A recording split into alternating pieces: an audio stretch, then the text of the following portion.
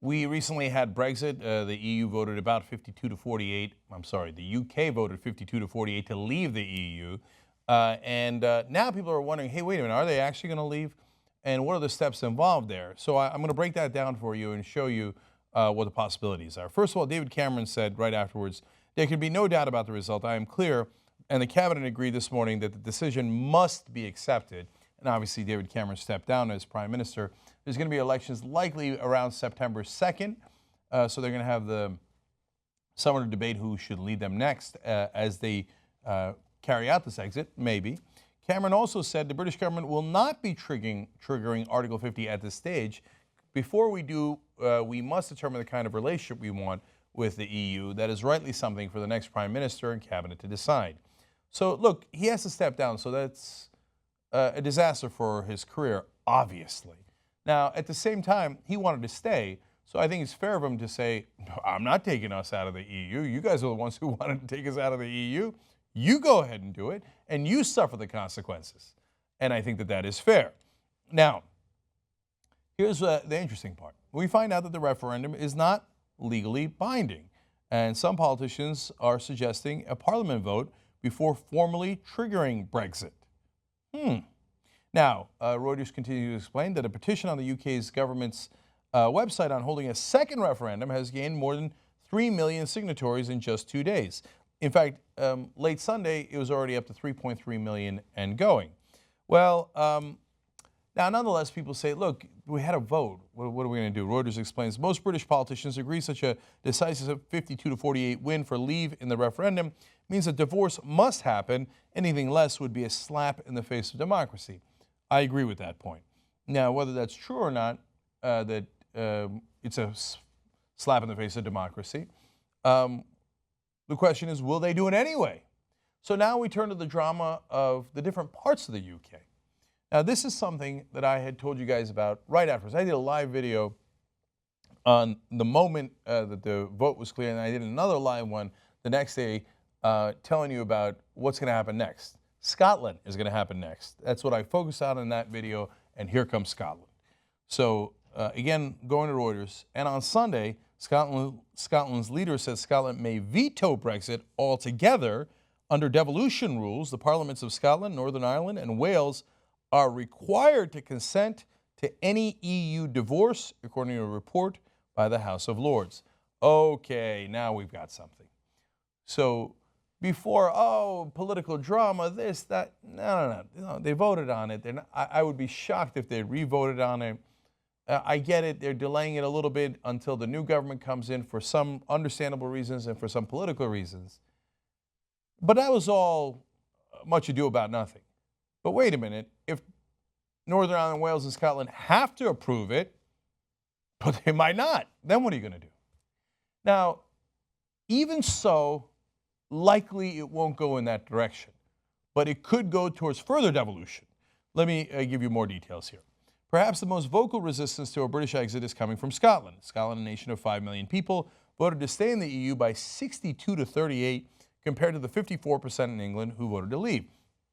Scotland was recently considering leaving the UK, or they were shouted at by the rest of the UK saying, no, you have to stay, you have to stay. Who would ever leave a union they're already in? And then England at 54% and the rest of the UK combined at 52% said, oh, we're leaving the EU. That's why I did the first video. I was like, well, Scotland obviously is going to think, well, if you can leave the EU, I can leave the UK.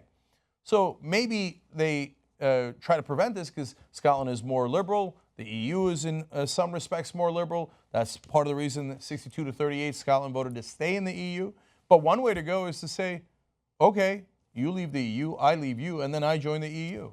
So in fact, Reuters reports Scottish First Minister Nicola Sturgeon told the BBC on Sunday that she would consider urging the Scottish Parliament to block such a motion. It is not clear, however, whether such a scenario would ever materialize or be binding.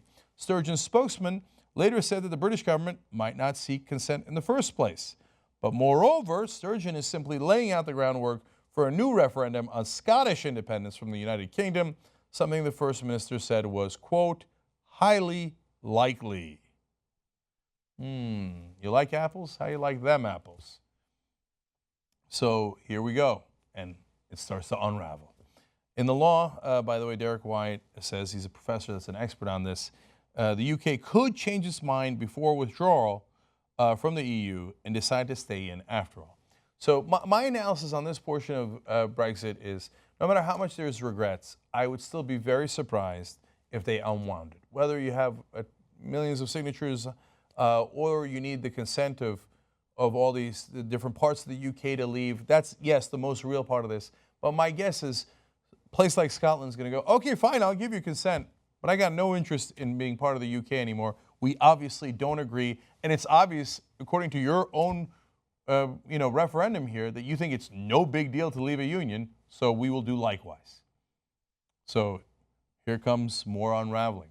Now, final part of this is what's happening with Labour. David Cameron is obviously from the Conservative Party, and he steps down.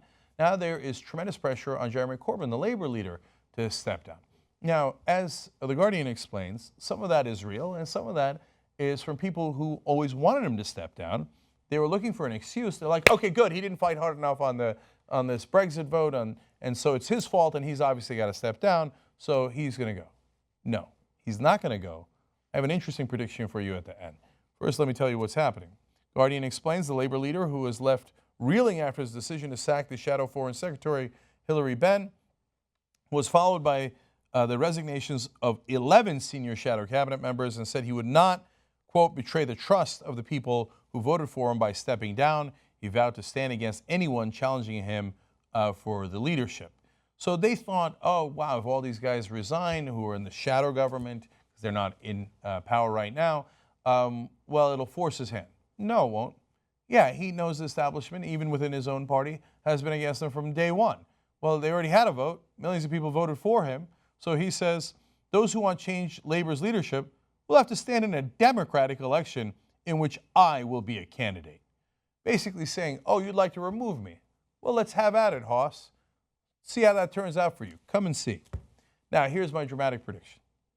People think, oh, that's it, because of Brexit, Britain is going further right. So they will likely pick a more right-wing candidate for their next prime minister. Maybe, but maybe not.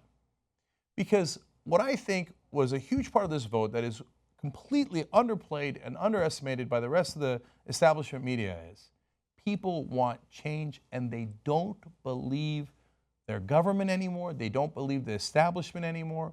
It's not a right or left thing. It's a change versus no change, establishment versus non-establishment, outsiders versus insiders. That's the paradigm shift. That's why after Brexit, I said the revolution has begun. And that's the first direction that it went in is the one I'm not happy about. And now, of course, it's not the first direction. Greek already went to leftist parties. It was in an unprecedented way. Some of the Eastern European countries have gone to the right in an unprecedented way. It's happening all across Europe. It's happening all across the world. The rise of Corbyn, Sanders, Trump, it's all saying to the establishment, we're not interested anymore. We don't believe you. So my prediction is, don't count out Jeremy Corbyn. Even though Brexit appeared to be headed in a more right-wing direction for the UK, I believe Jeremy Corbyn can win and become the next prime minister. Because when they go to those elections, he will have more of a populist stance, more of an anti-establishment stance, and the establishment, just like they're doing right now against him within the Labour Party, will all say, no, no, you cannot vote for Jeremy Corbyn. I don't even mind you voting for right-wing ideologues as much as I mind you voting for Jeremy Corbyn. Jeremy Corbyn under no circumstances. And you know what the British people will hear? And the people of the entire UK, they'll hear, Jeremy Corbyn against the establishment. Kind of like that. Not so bad. He'll win over a lot of independents.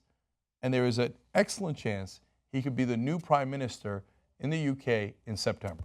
Right now, no one is saying that. Everyone is saying he's in a lot of trouble and under a lot of pressure, and that he is likely to resign soon. He's not going anywhere. He's not going to resign. He's going to make a comeback, and there's a very good chance that he wins. Now, we'll see who's right and who's wrong.